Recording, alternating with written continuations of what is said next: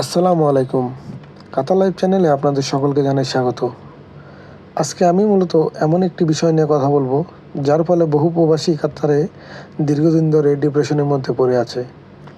মূলত বিষয়টি হচ্ছে কাতার থেকে ইউরোপের ভিসা প্রসেসিং ও দালাল নিয়ে।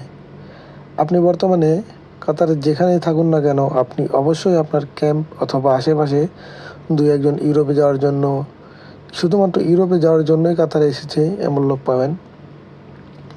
এখানে শতকরা হিসাব করলে 80%-এর উপর মানুষ দিন শেষে প্রতারণার শিকার হয়ে দেশে চলে যায়। আসলে আমাদের দেশ থেকে যারা ইউরোপ যাওয়ার জন্য কাতার আসে, তারা কিন্তু প্রথমেই একজন আত্মীয় অথবা চেনা পরিচিত কারো কাছ থেকে ভিসা কিনে এবং সেই ভিসা যিনি প্রদান করেন তিনি আপনাকে ইউরোপে পাঠাবেন বলে দাবি করে।